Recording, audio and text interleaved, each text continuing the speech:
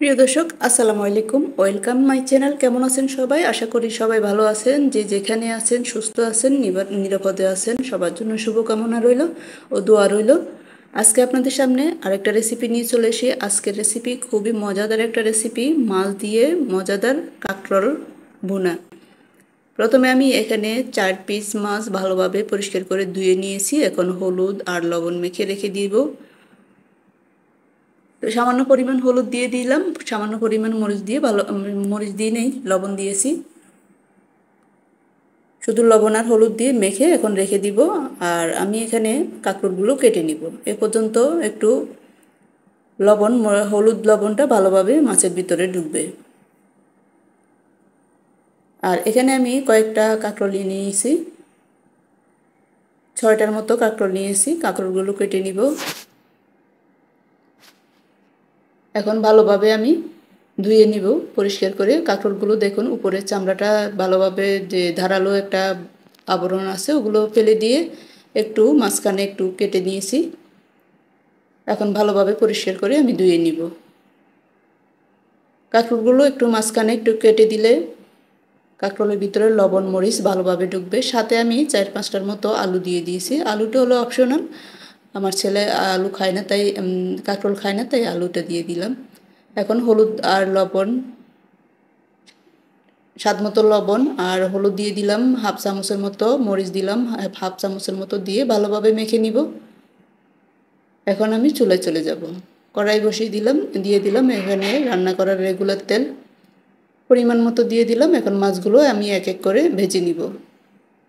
মাছের সাথে আমি একই সাথে দিয়ে দিব এক এক করে কাঁকরোলগুলো।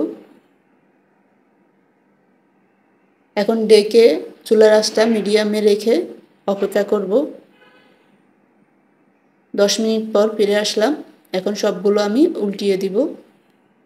এই সময় চুলার আঁচটা লো ফ্লেমে রেখে ভাজতে হবে, তাহলে কাঁকরোলগুলো ভালোভাবে ভিতরে সিদ্ধ হবে, লবণ মরিচ ভালোভাবে ঢুকবে, খেতেও ভালো লাগবে। আর হাই হিটে রান্না করলে জ্বলে যেতে পারে, তিতো হয়ে যেতে পারে, আর ভিতরে কাঁচা থেকে যাবে। প্রথমগুলো ভেজে উঠিয়ে নিয়েছি, দ্বিতীয়বার দিয়ে বাকিগুলো ভেজে নিয়েছি। এখন চুলায় ওই তেলে আমি ভেজে নিব পেঁয়াজ কুচি। পেঁয়াজ এখানে আমি 1 কাপের মতো পেঁয়াজ দিয়ে দিয়েছি, আপনারা কম বেশ করে দিতে পারেন। আর সাথে দিয়ে দিলাম একটা রসুনের কোষ, ছোট একটা রসুনের কোষ। সবগুলো দিয়ে আমি ভালোভাবে এখন পেঁয়াজগুলো ভেজে নিব। পেঁয়াজটা যখন নরম হয়ে আসবে, আমি এখানে দিয়ে দিলাম হাফ চামচের মতো রসুন বাটা। আর এখানে আমি আর কোনো তেমন মশলা ব্যবহার করব না, সাথে জিরা গুঁড়ো ব্যবহার করব 1 চামচের মতো। এছাড়া আমি আর কোনো মশলা ব্যবহার করব না। পেঁয়াজগুলো ভালোভাবে একটু ভেজে নিব, আর রসুনের কাঁচা যাতে গন্ধটা চলে যায়, পেঁয়াজ থেকেও কাঁচা গন্ধটা চলে যায়। দিয়ে দিব এখানে মরিচের গুঁড়া 1 চামচের মতো দিয়ে দিছি, কারণ এখানে আমি মরিচের গুঁড়ো ব্যবহার করি নাই, অল্প পরিমাণ ব্যবহার করেছি, এই জন্য একটু মরিচের গুঁড়া ব্যবহার করছি। আর হলুদ আর লবণটা দেখে শুনে ব্যবহার করতে হবে, যেহেতু আমি ওখানে মাখার মধ্যে লবণ ব্যবহার করেছি। আর এখানে আমি আর কোনো লবণ ব্যবহার করলাম না, সামান্য দিয়ে দিলাম পানি, আর দিয়ে দিলাম হাফ চামচের মতো জিরের গুঁড়ো দিয়ে ভালোভাবে আমি কষিয়ে নিব।